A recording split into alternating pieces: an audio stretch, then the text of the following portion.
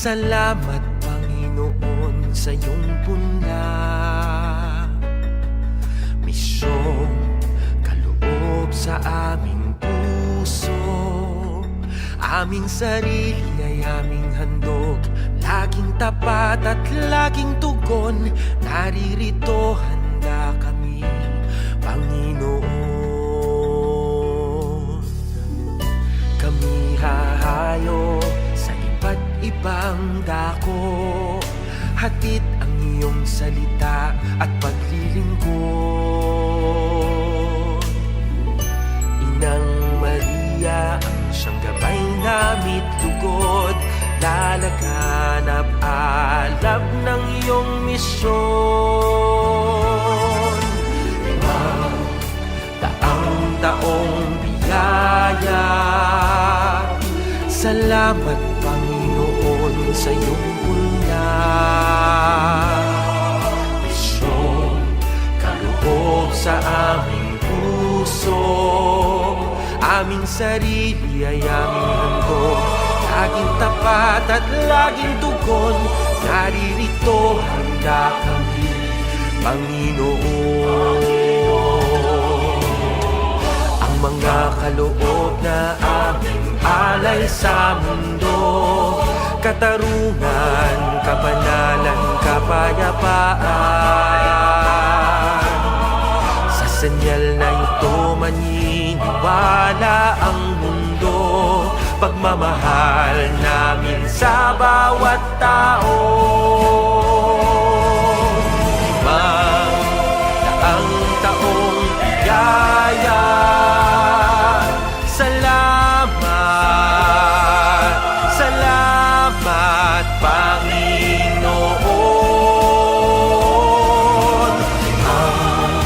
Limang taong biyaya, salamat Panginoon sa iyong punla, misyong kaloob sa aming puso. Aming sarili ay aming handog, laging tapat at laging tugon. Naririto handa kami, Panginoon. Naririto handa kami,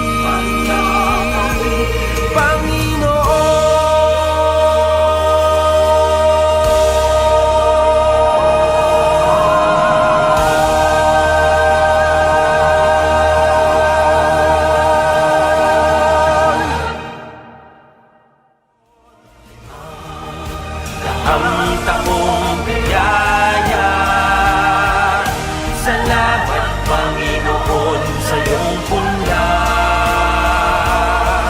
misyong kaloob sa aming puso. Aming sarili ay aming handog, laging tapat at laging tugon. Naririto handa kami, Panginoon. Naririto handa kami, Panginoon.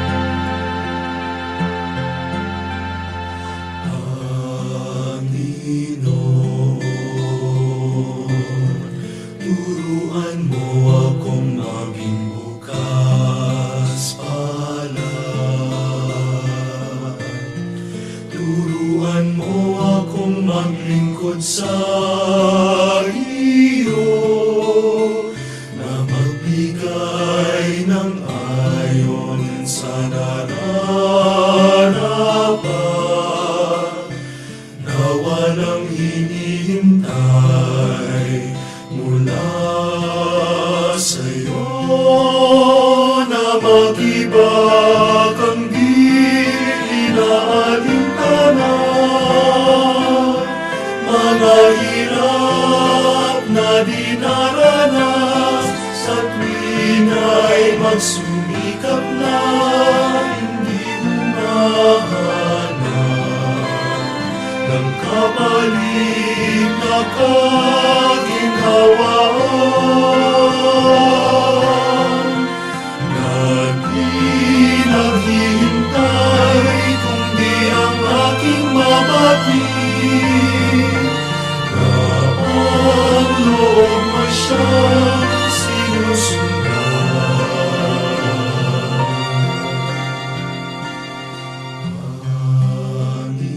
Panginoon, turuan mo akong maging bukas palad. Turuan mo akong maglingkod sa iyo, na magbigay ng ayon sa nararapat, na walang hinihintay mula sa'yo.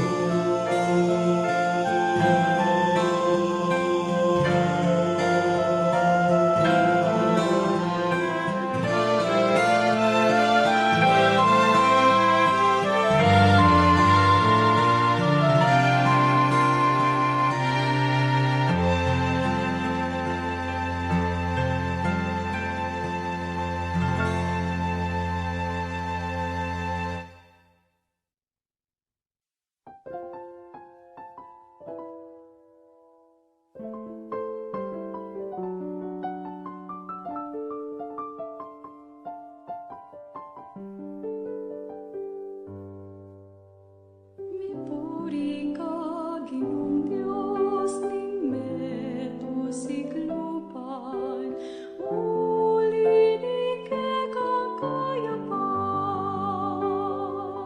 Tinggapi ay tinape, mayang pamike ka, tinape bunganing gabon. Mipuri ang Diyos kapilanman, uli kayong kayapan. Ibietala kayaning aning kamatamu, ingke katasam lang dapat at kapagmasan. Mipuri ka, Ginoong Diyos, ning metusikluban,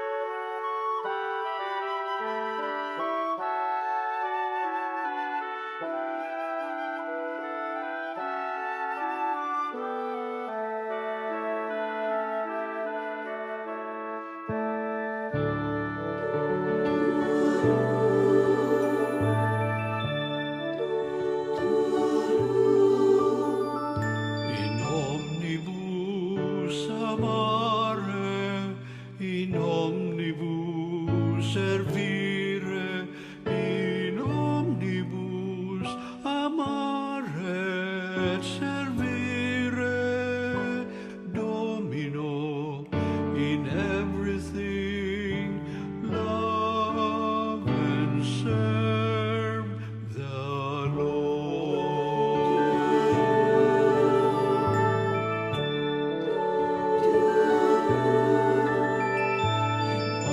Omnibus amare, in omnibus servire, in omnibus amare et servire, Domino, in everything love and serve the Lord. In omnibus amare, in omnibus servire, in omnibus amare et servire, Domino, in everything, love and serve the Lord.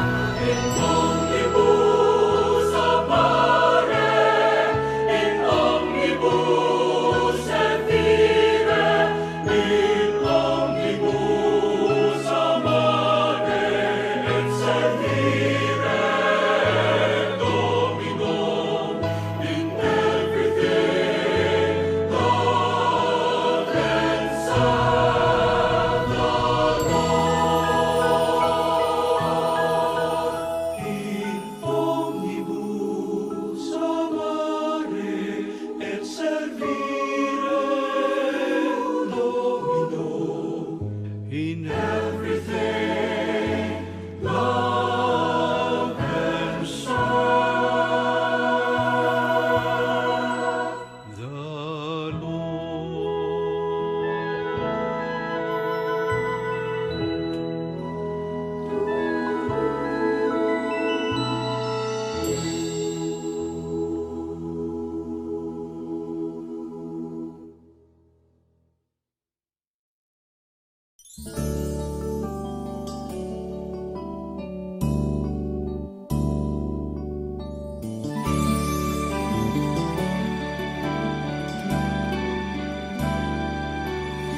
Soul of Christ, sanctify me.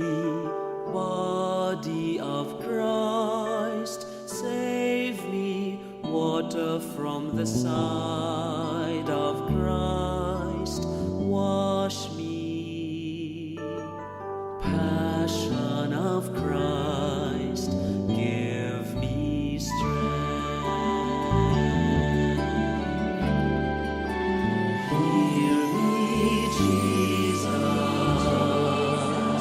Hide me in thy wounds that I may never leave thy side. From all the evil that surrounds me, defend me. And when the call of death arrives, bid me come to thee, that I may praise thee with thy saints forever.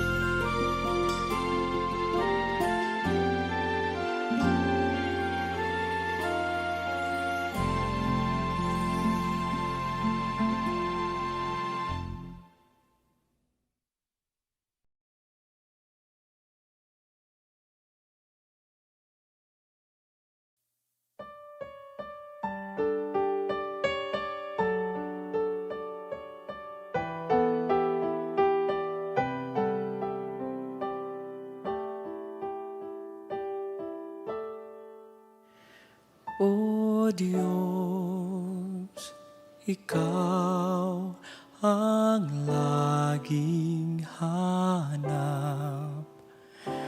Loob ko'y Ikaw ang tanging hangad. Nauuhaw akong parang tikang na lupa sa tubig ng iyong pag-aaruga.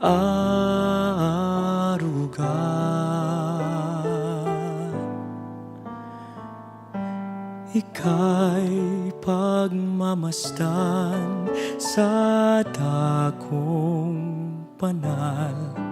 Nang makita ko ang iyong pagkarangal, dadalangin akong nakataas sa aking kamay. Magagalak na awit ng papuring ialay, ngunit ako'y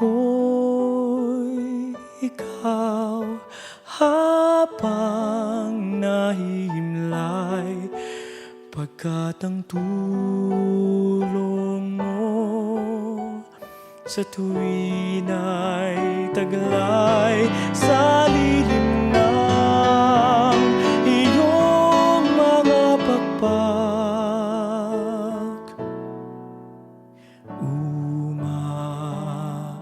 Umaawit akong buong galak, aking kaluluwa'y kumakapit sa'yo. Kaligtas ay tiyak kung hawak mo ako. Magdiriwang ang hari, ang Diyos siyang dahilan. Ang sa iyo ay nangako, galakyaong makakamtan. Ngunit ako'y ikaw habang nahihimlay, pagkat ang tulong mo sa tuwin ay taglay sa lilim ng iyong mga pakpak. Umaawit, umaawit, umaawit akong buong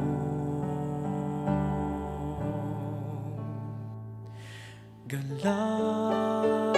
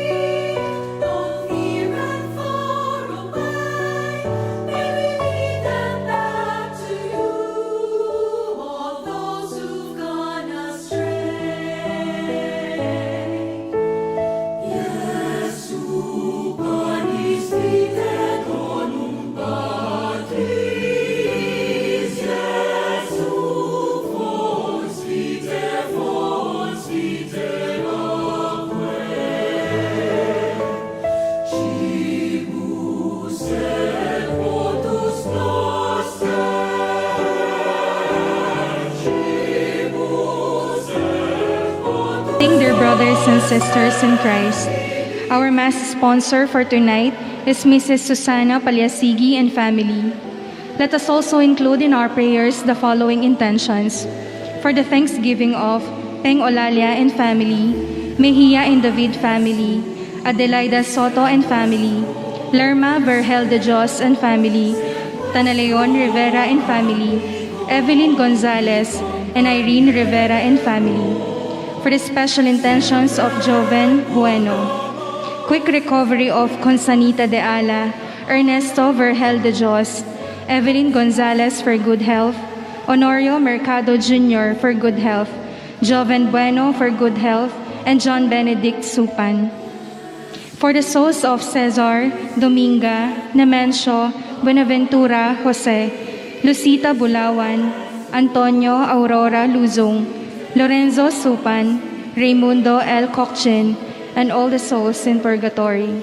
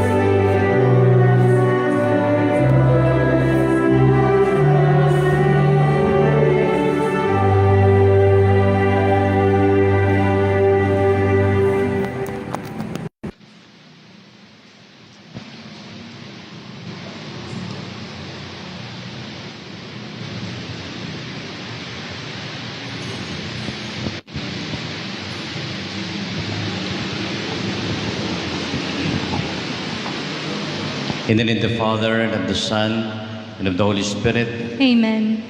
the grace of our Lord Jesus Christ, the love of God, and the fellowship of the Holy Spirit be with you always. And with your spirit. In our Mass today, let us also pray for those who are still affected and are still contaminated with the coronavirus, no? There are those who are still in the hospital, still fighting for the disease, no? For the epidemic. Pagdasal natin sila na sana ay malampasan nila ito at gumaling na kagad. And we also pray that with these vaccines, no, that we're already proliferating our country, this vaccine will help more Filipinos to cope up with this epidemic. Let us now prepare ourselves for this Eucharistic celebration. You were sent to heal the contrite heart. Lord, have mercy. Lord, have mercy. You call sinners, Christ, have mercy. Christ, have mercy. You are seated at the right hand of the Father to intercede for us. Lord, have Lord. mercy. Lord, have mercy. May the Almighty God have mercy on us, forgive us our sins, and bring us to everlasting life.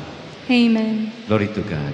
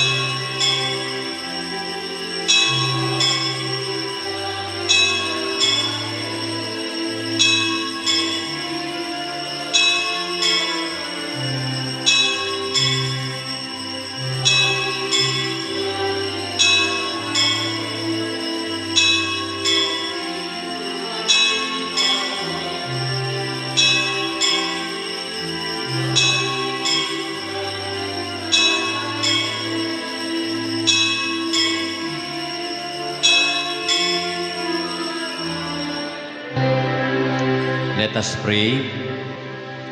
O God, who in the abasement of your Son have raised a fallen world, fill your faithful with holy joy.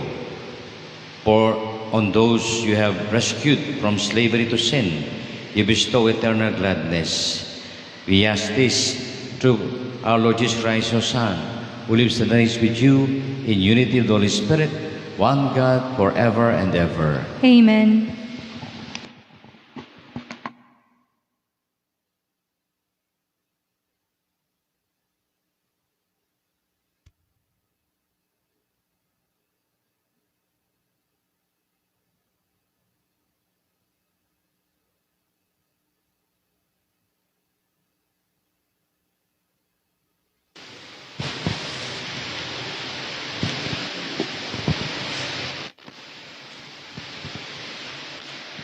A reading from the book of the prophet Ezekiel. As the Lord spoke to me, the Spirit entered into me and set me on my feet.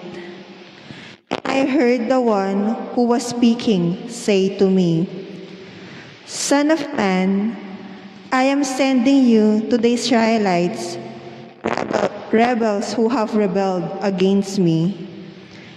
They and their ancestors have revolted against me to this very day. Hard of face and obstinate of heart are they to whom I am sending you. But you shall say to them, Thus says the Lord God. And whether they heed or resist, for they are a rebellious house, they shall know that a prophet has been among them. The word of the Lord. Thanks be to God. Our eyes are fixed on the Lord, pleading for His mercy. Our eyes are fixed on the Lord, pleading for His mercy. To you I lift up my eyes, who are enthroned in heaven, as the eyes of servants are on the hands of their masters. Our eyes are fixed on the Lord, pleading for His mercy. As the eyes of a maid are on the hands of her mistress, so our eyes on the Lord, our God, till He have pity on us. Our eyes are fixed on the Lord, pleading for His mercy. Have pity on us, O Lord, have pity on us, for we are more than sated with contempt. Our souls are more than sated with the mockery of the arrogant, with the contempt of the proud. Our eyes are fixed on the Lord, pleading for His mercy.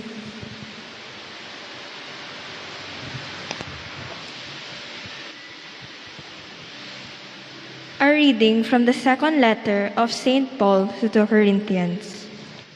Brothers and sisters, that I, Paul, might not become too elated because of the abundance of the revelations, a thorn in the flesh was given to me, an angel of Satan, to beat me, to keep me from being too elated.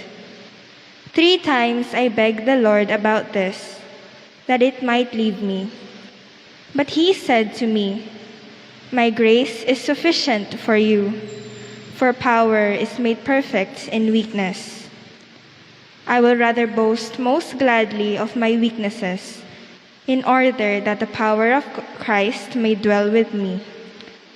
Therefore, I am content with weaknesses, insults, hardships, persecutions, and constraints for the sake of Christ. For when I am weak, then I am strong. The word of the Lord. Thanks be to God.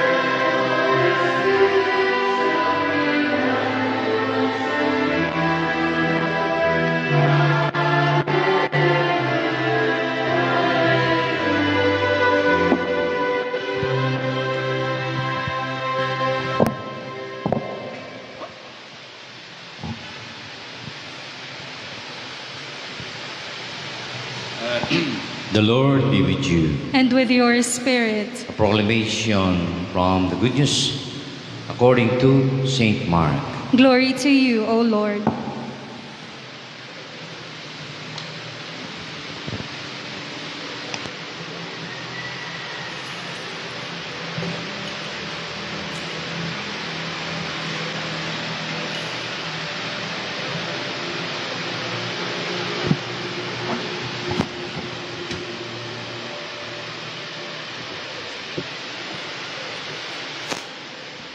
Jesus departed from there and came to his native place, native town, accompanied by his disciples.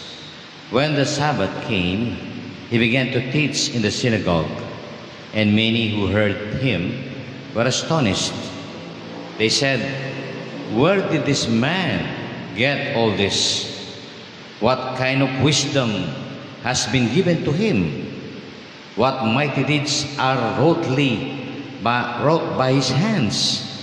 Is he not the carpenter, the son of Mary? And his brother James, Joseph, Judas, and Simon? And are not his sisters here with us?"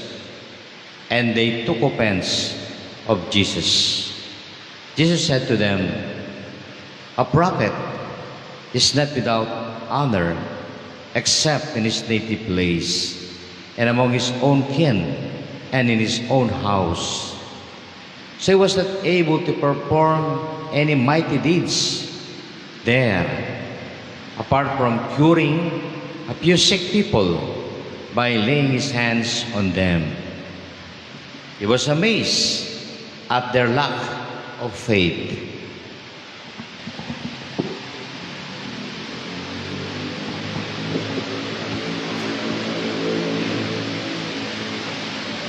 My dear brothers and sisters, the good news of our salvation.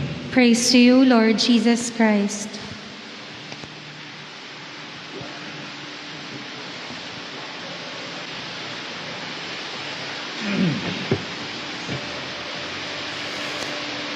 So, magandang gabi po sa inyo lahat. Good evening. Meron pong isang foreigner na namamalengke sa isang marketplace, no?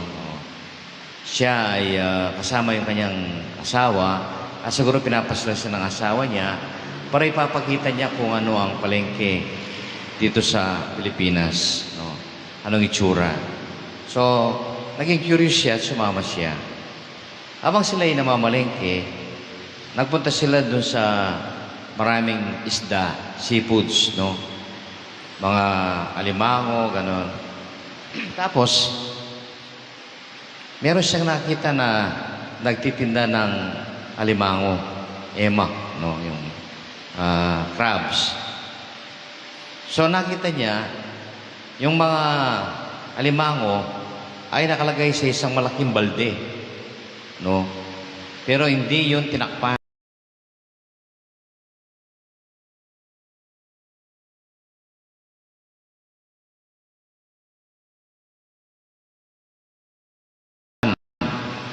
Hindi nakatakip.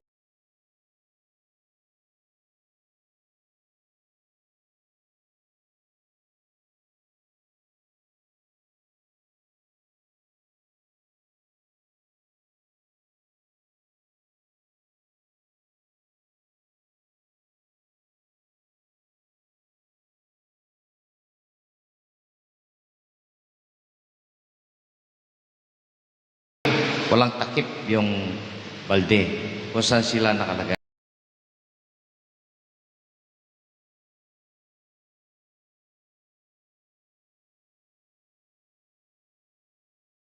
Yung container.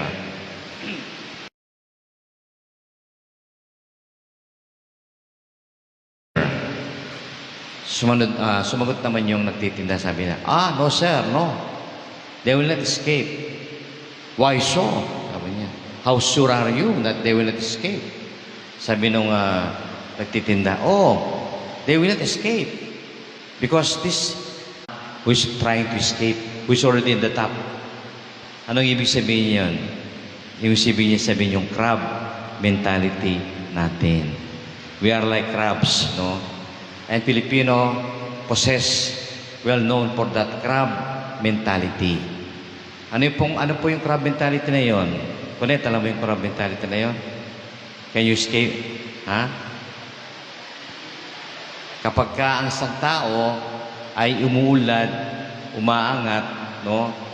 Nagiging sikat, nagiging tanyag, no? Nagiging popular, yung kanyang mga kababayan, yung kanyang mga kasama ay naiinggit.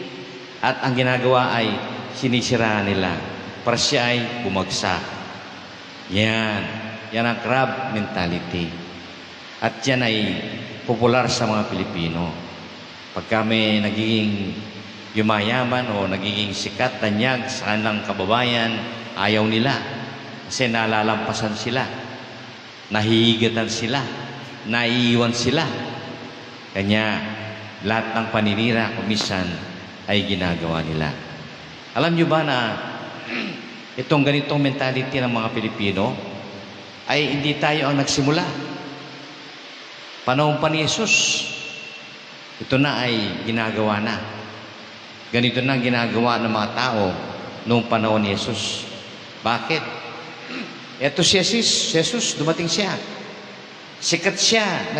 Umalis siyang walang pangalan. Umalis siya sa Nazaret. Hindi kilala, walang pangalan. At nang siya nagpunta sa iba-ibang bayan, sumikat siya. Dahil sa kanyang mga kababalaghan, sa kanyang mga milagro, sa kanyang mga pagpapagaling, at lalong-lalo na yung kanyang magandang panagsalita, yung pagturo niya sa mabuting balita. Kumalat, naging popular siya, naging tanyag siya sa iba-ibang bayan. Ito siya ngayon. Kanya nang siya ay umuwi sa kanyang sariling bayan sa Nazaret, feeling niya na siya ay welcome. Feeling niya na siya ay tatangkilikin, matutuwa ang marami dahil siya ay umuwi para gumawa ng kabutihan. Siyempre, nababalitaan siya. Kanya siya ay umuwi para gumawa ng kabutihan, para gawin din niya yung mga himala, milagro, pagpapagaling na ginawa niya sa ibang bayan. Pero nang siya ay umuwi, ito ang sumalubong sa niya. Sabi ng mga tao nung siya ay nagtuturo, hindi ba yan ang anak ng karpintero? Hindi ba yan ay anak na, alam natin ng kanyang mga kapatid, yung mga kanyang pamilya, yung kanyang pinanggalingan? Yan ay anak lang ng mahirap. Yan ay anak ng karpintero. Sabing ganon. Tapos, ano nangyari nung sasabihin nila yun? Siya ngayon, tuturuan niya tayo? Siya ngayon, magiging wonder healer? Huwag na tayo. Huwag na tayong maniwala dyan. Ganun ang nangyari. Hindi nila tinanggap. Nilait nila. Inusgahan nila. Dahil siya nanggaling sa isang mahirap na pamilya. Nakasama nila. Nakikita na ng tatay niya at siya, karpintero. Magtuturo sa atin yan. Yan. Inusgahan nila siya. They judge a book by its cover. Di ba? Kanya, ang crab mentality ay hindi nagsimula sa mga Pilipino. Ito'y nagsimula pa noong panahon ni Jesus. No? Sinisiraan nila si Jesus dahil naiingit sila. Dahil hindi nila matanggap na isang kagaya lang nila na mahirap na alwage, no? Karpintero ay magiging sikat, magiging popular. Sinisiraan nila. Yan ang crab mentality. Alam nyo, kahit pagbalabaligtaran mo ang mga Pilipino, isa sa pinaka-negative na katangian natin ay ito, ang crab mentality. Huwag mo sasabihin sa akin na wala na ito. Lalo pang naging matindi ngayon. Ang crab mentality. Bigyan kayong halimbawa. Noong pandemic, di ba? Mayroong lumabas na isang mayaman na nagiging popular, nagiging sikat. Bakit? Kasi tumutulong siya sa mga bayan, nagbibigay ng bigas, nagbibigay ng mga ayuda galing sa kanya. Sino yon? Yung sikat na yon, sikat siya, naging popular siya sa internet. Nagcha-challenge pa siya. Sabi niya, magbibigay ako ng 2 kaban o 2 truck na kaban na bigas. Pag ito'y tinapatan ninyo, magbibigay ako. Sino yon? Hindi nyo kilala? Ngayon, nawala na. Nakulong pa yon. Pinaimbestiga. Sino? Francis Leo Marcos. Si Francis Leo Marcos. Naging popular ito. Dahil siya'y tina-challenge pa niya yung mga ibang mayayaman. Sabi niya, lumabas kayo.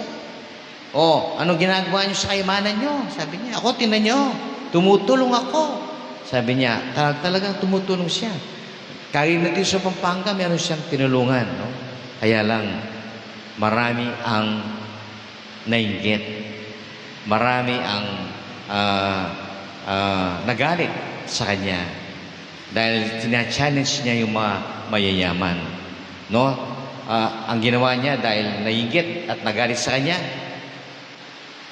yung pinagsisira siya na naglabasan yung mga kanyang mga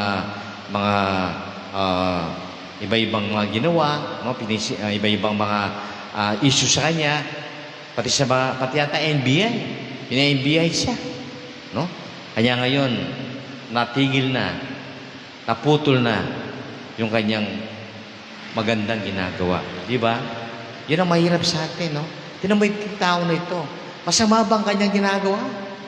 Tumutulong, nagbibigay ng ayuda galing sa kanyang bulsa, kakayahan, nagbibigay ng mga bigas, ganyan. Marami na ito. Bakit? Sinisiraan nila, no? Ang ganda ng ginagawa niya. Dahil naiinggit. Dahil nagiging popular, nagiging sikat ang taong ito. Diba? So yung crab mentality, nandun pa rin sa mga Pilipino. Diba?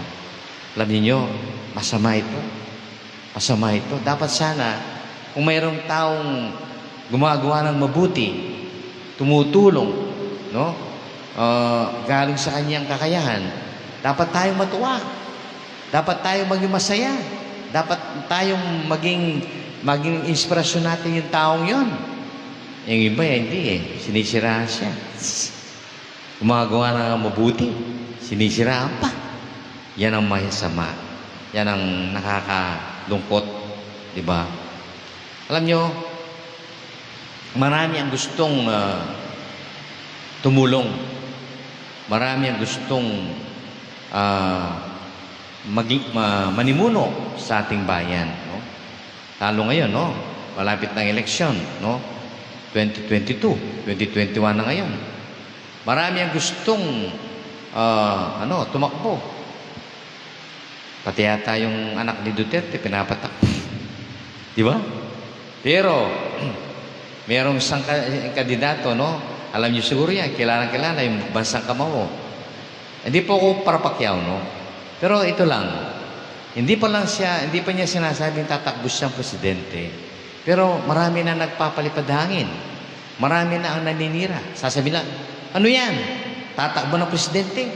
Wala hindi mo marunong mag-English. Sabi nga, hindi man natapos ng college yan. Nagpa-private tutor lang yan. Marami lang pera yan. Ang alam niya, boxing. Sabi nga, tapos senador pa. Lalo, senador lang, sabi na, hirapan na. Pag presidente yan, lalong hindi niya kakayanin. Hindi niya kayang magipagsalita sa mga dignitaries, sa mga iba-ibang lugar. Pero hindi ba nyo alam, siya'y pupunta rin sa iba-ibang lugar, no? Pag nagboxing siya. At kung sasabihin natin may pinag-aralan, no? Kung may pinag-aralan, hindi ba yung maunang presidente ay may pinag-aralan? Yung ang isang presidente, master pa siya ng economics, patas ang kanyang pinag-aralan. Tapos, itong presidente ito, naging estudyante niya pa yung isang presidente, yung namatay. No? Economics. Pero, anong nangyari? Nawala bang korupsyon? Umunlad bang Pilipinas at wala nasugpunan niya yung maraming korupsyon? Ang presidente na natin ngayon, Natapos po ito ng abogacía. He was able to finish law.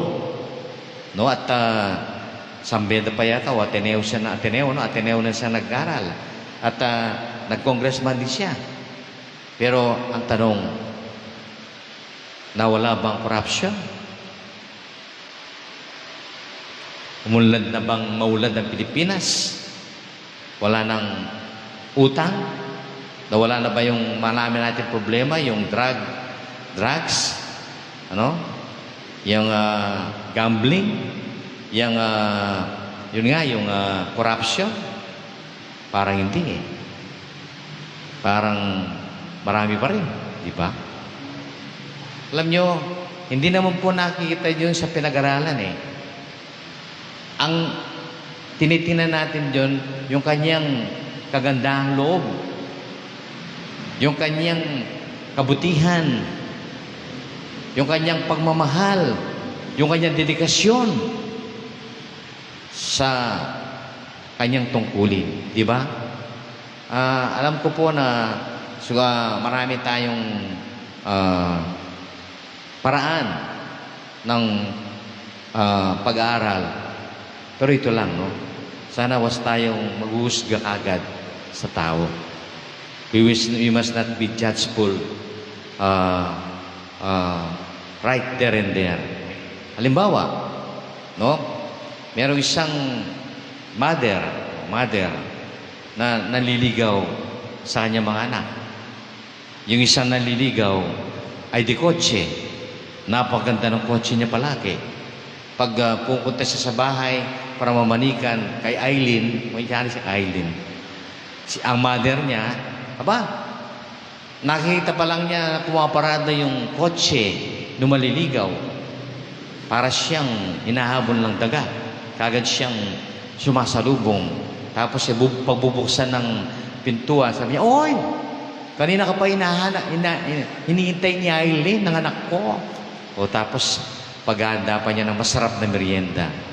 Gusto niya dahil di kotse. Pag dumarating naman yung isang maliligaw pa na galing sa poor family, yung putikan ng paa, pag dumarating, nandiyan po ba si Eileen?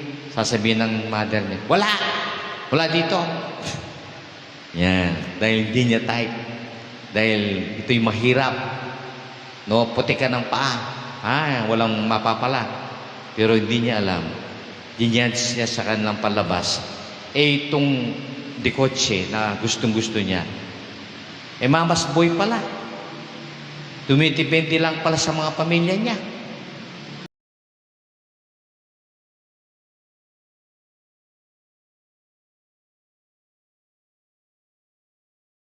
Kanya pala dikotse siya Yung kotse ng pamilya niya yun. Napakatamad. Napakabatugan. Lahat ng bisyo, nasa kanya pa. Anong nangyari?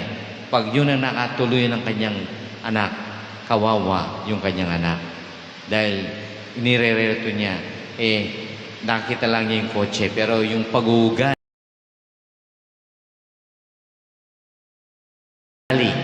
yung kanyang style, hindi alam ng nanay. Di ba? Ito ang isang re-reject niya na mahirap. Pero meron naman siyang ambisyon. Meron siyang pangarap. Masipag, matyaga. Pipiliin ko na yun. Yung mahirap. Meron siyang determinasyon.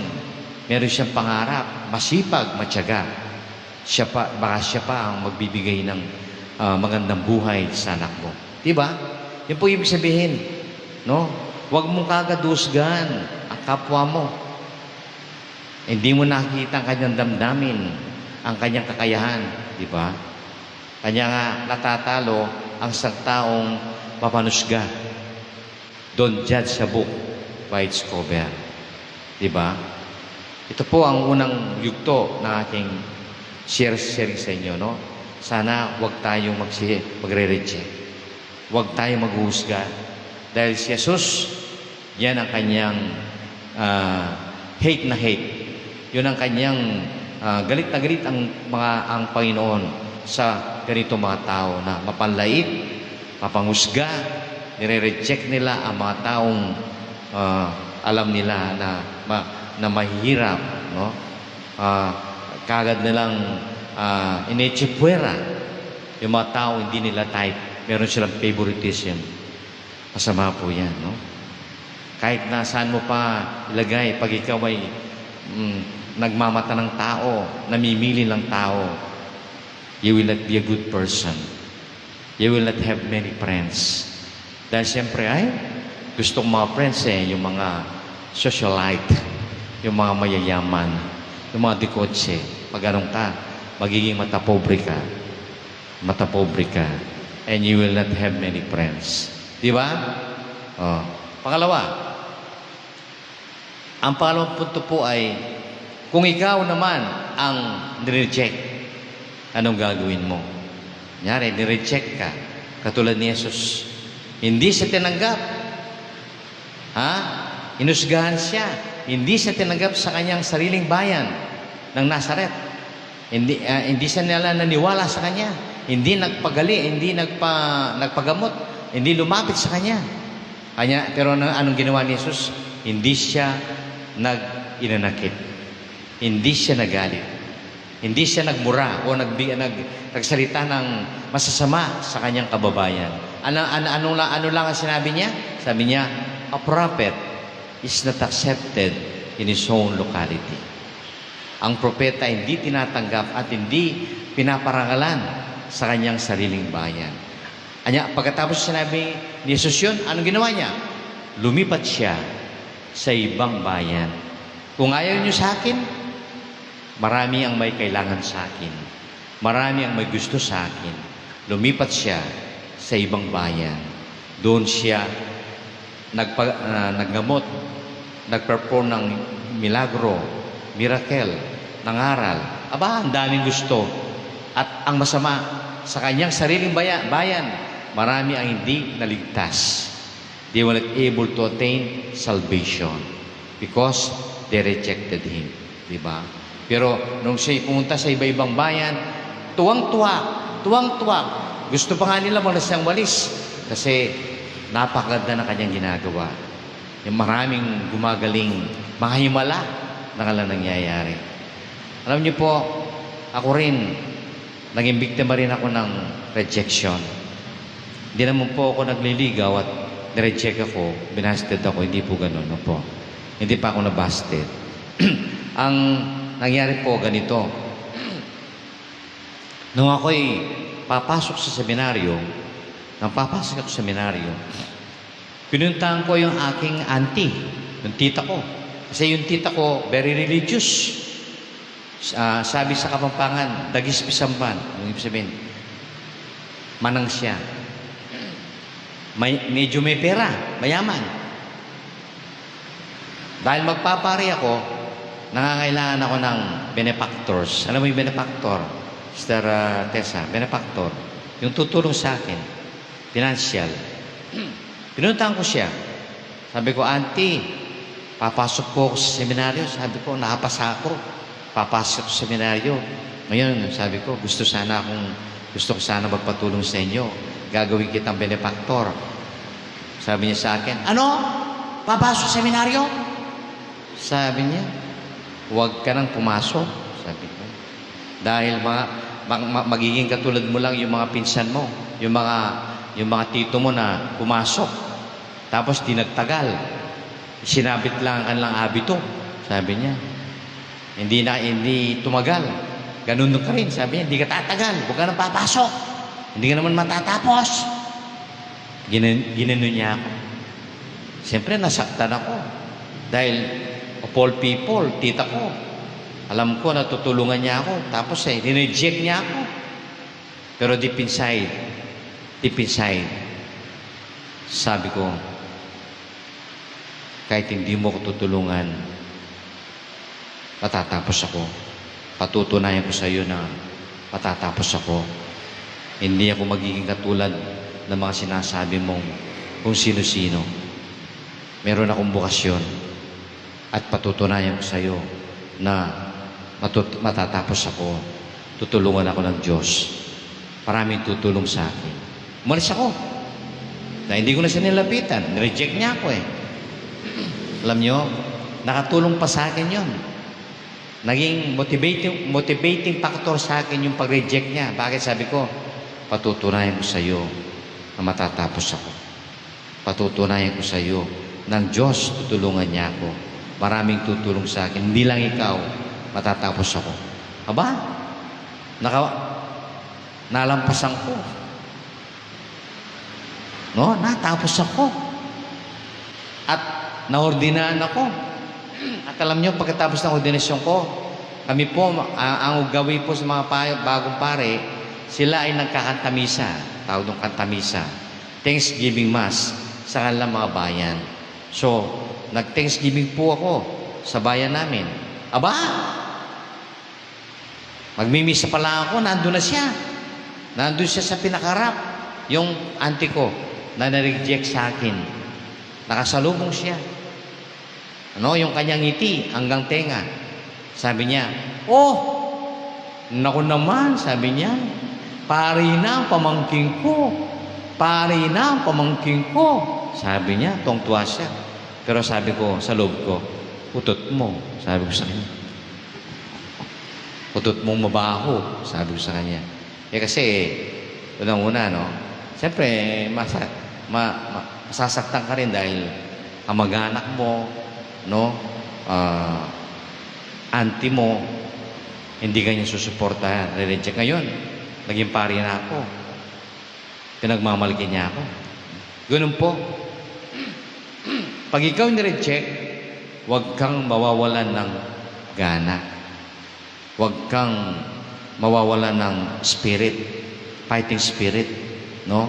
Kasi yung mga iba, pag nare-reject, ano nangyayari? Nawawalan ng pag-asa. Yung mga iba, pag nababasted, nagpapatiwakal. No, di ba? Meron pa nagpapatiwa dahil lang sa nababasted. Sus Marios. Yung mga iba, no? Ang rejection is isang challenge. It's a challenge for us. Para lalo nating pagbutihin. Lalo tayong magsumikap at magporsigi. Hindi pa katapusan ng mundo pag tayo nare-reject. Di ba? So yung pong dalawang bagay na yun, no? Isipin natin. Huwag tayong magre-reject. Huwag tayong maghusga sa katayuan ng tao. Huwag tayong mamimili sa tao nating kakaibiganin at tutulungan. Dahil mas hindi mo alam na yung nireject mo, yung mahirap, siya pa palang tutulong sa iyo pagdating ng panahon. Diba? Saka po, yung katulad ng pangalawa, pag nireject ka, move on. Huwag kang mawala ng pag-asa. Diba? Mayroon pang darating. Mayroon pang mabuti mangyayari sa iyo. But may pananampalataya ka.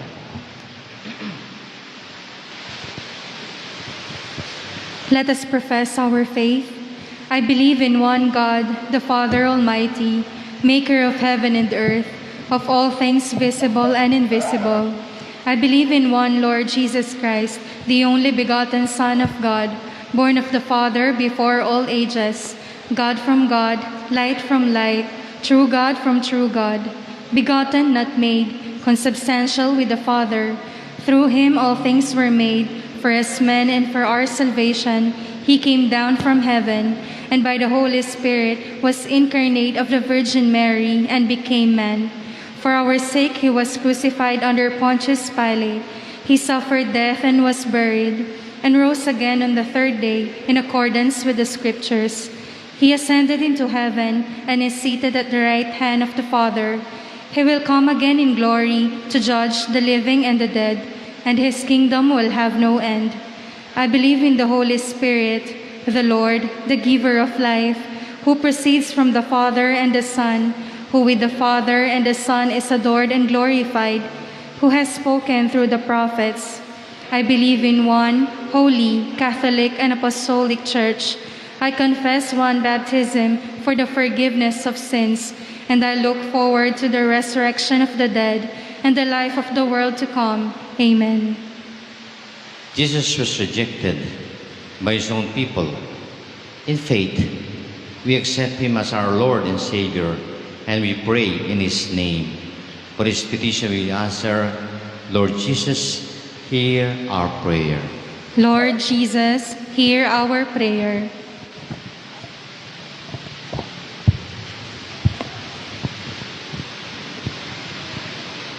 For our Bishop Florentino Lavarias, in his prophetic ministry of teaching the Catholic faith, let us pray to the Lord.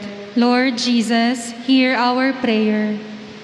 For those who serve society in police and fire forces, let us pray to the Lord. Lord Jesus, hear our prayer. For the elderly and those with disabilities who find crisis power in their weakness, let us pray to the Lord. Lord Jesus, hear our prayer. For deeper devotion to Mary in our community, let us pray to the Lord. Lord Jesus, hear our prayer. In goodness, Father, hear the petition of your believing people. We ask this through Christ our Lord. Amen.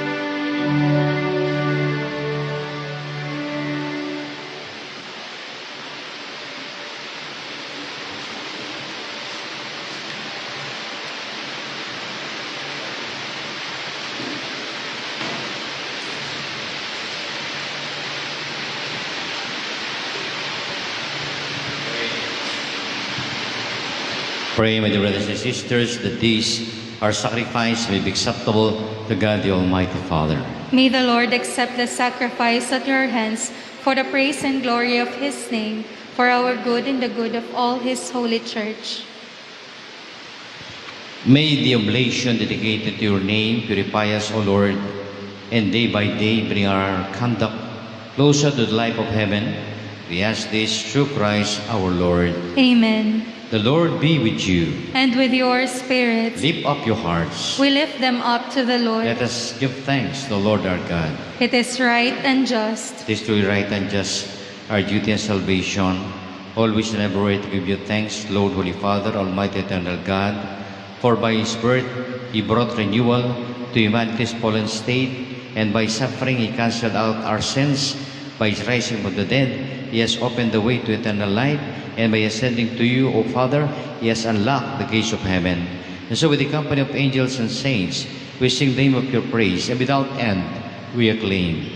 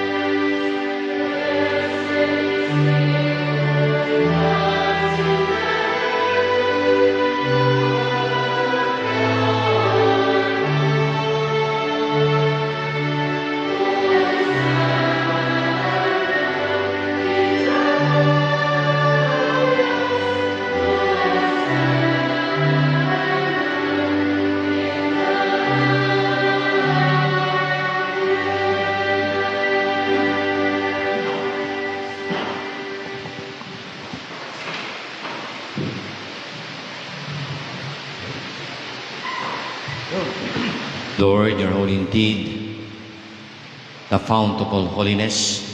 Make holy therefore this gift, we pray, by sending your Spirit upon them like a dewfall, so that they may become for us the body and blood of our Lord Jesus Christ. At the time he was betrayed and entered willingly into his passion, he took the bread, he broke the bread,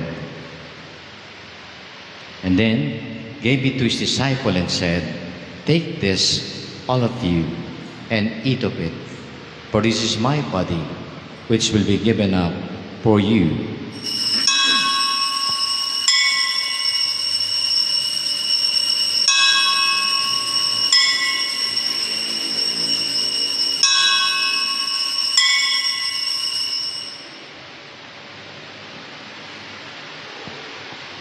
When the supper is ended, he took the chalice, and once more giving thanks, he gave the chalice to his disciples and said, "Take this, all of you, and drink from it, for this is the chalice of my blood, the blood of the new eternal covenant, will be poured out for you for many forgiveness of sins. Whenever you do this, do it in memory of me."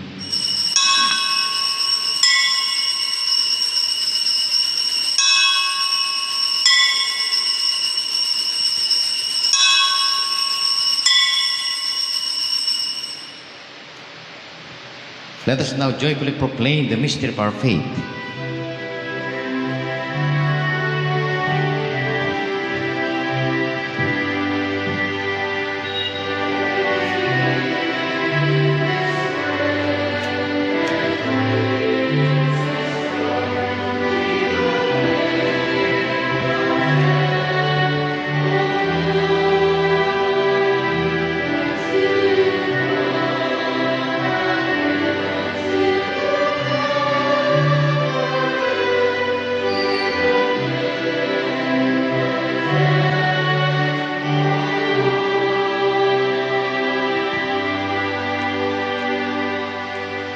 Therefore, as we celebrate the moment of his death, resurrection, we offer, Lord, the bread of life and the chalice of salvation, giving thanks of us worthy to be in your presence and minister to you.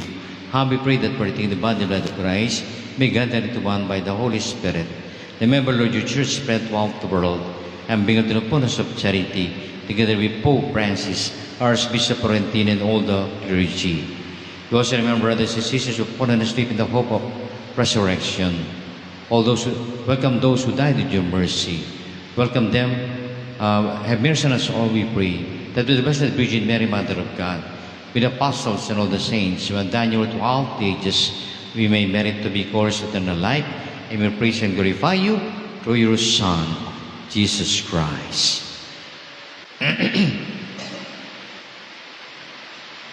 Through him, with him, and in him, in the unity of the Holy Spirit, all glory and honor is yours, Almighty Father, forever and ever.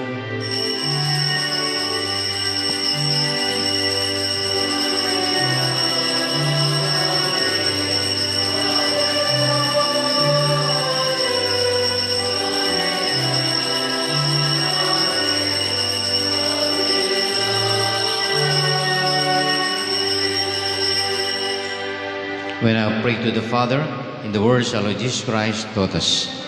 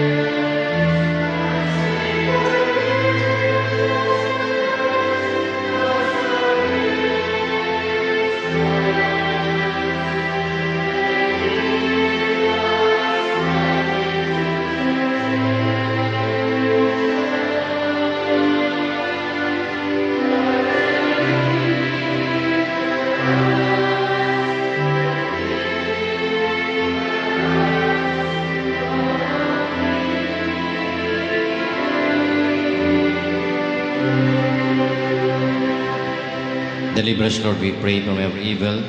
Graciously grant peace in our day. By the help of our mercy, may you release free from sin, save all distress, as we the blessed hope and coming Lord and Savior, Jesus Christ. For the kingdom, the power, and the glory are yours, now and forever. Lord Jesus Christ, you have said to the apostles, peace I leave you, peace I give you, not on ourselves but on the faith of your church, and graciously grant her peace and unity, in accordance with your will. You will live and reign forever and ever. Amen. The peace and love of our Lord Jesus be with you always. And with your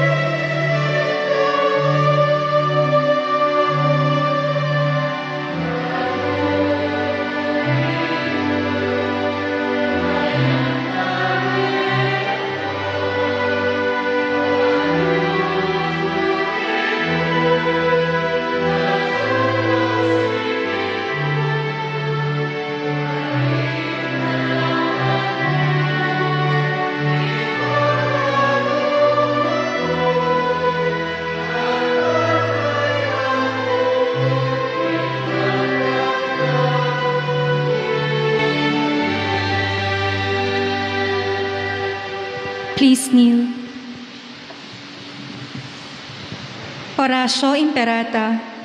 Merciful and compassionate Father, we come to you in our need to seek your protection against the COVID-19 virus that has caused much suffering and even numerous deaths. We ask you now to look upon us with love, and by your healing hand, dispel the fear of sickness and death, restore our hope, and strengthen our faith. We pray that you guide the people tasked to find cures for this disease and to stem its transmission.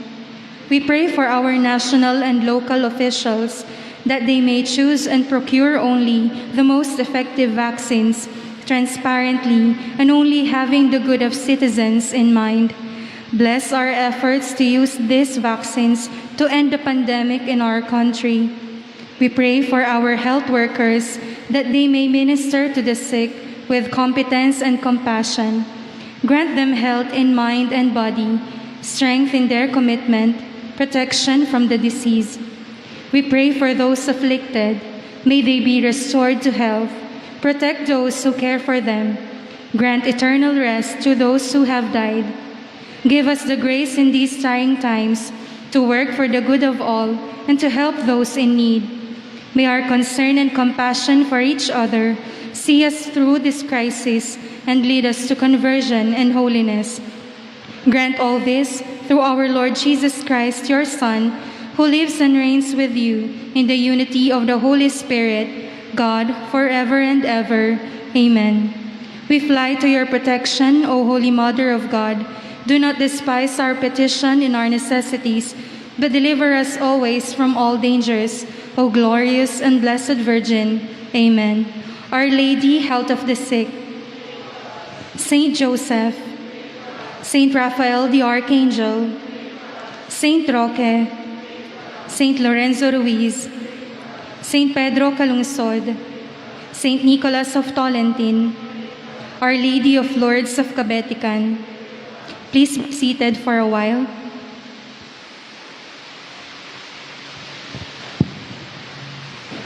Announcement po. Mikadalo balentamo po, nung nukarin datang lo, rimaldang larawan ng Virgen de los Remedios, Santo Cristo del Perdon at San Jose, King Parokyana pong San Guillermo, King July 12 hanggang July 19. Ita pong July 14, yung kakatamo pong shrine, yung makatutok king misa, at eganaganang activities, ita pong aldong ito.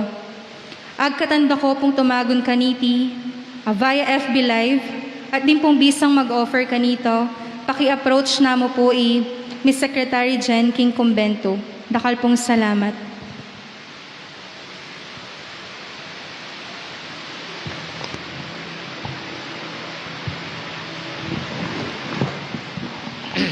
Talata. So stand. Let us pray. Grant, we pray, O Lord, that having been replenished by such great gifts, we may gain the prize of salvation and never cease to praise you. We ask this through Christ our Lord. Amen. Pag po may mag-offer ng vaccine sa inyong lugar, huwag na po kayong magdalawang isip, no? Huwag na kayong mag-arte-arte pa. Dahil ang vaccine po makakatulong para mabigyan tayo ng yung antidote, no? Yung parang panlaban sa loob, no? The Lord be with you. And with your spirit. May the Almighty God bless you, the Father, the Son, and the Holy Spirit. Amen. The Holy Eucharist has been offered. Go in peace to love and serve the Lord and one another. Thanks be to God.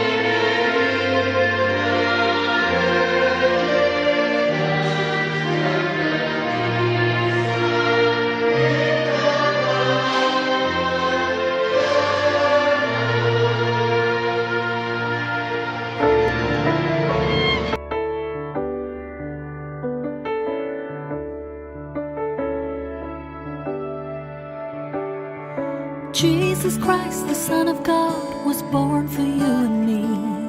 He came to bring the good news, from sin to set us free. The blind, the deaf, the lame, the poor, His power meant to see.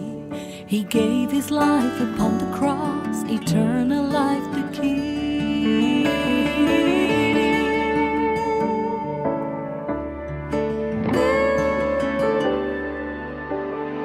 He broke bread and shed wine before His agony. We share the body and the blood in His memory. To make His message known is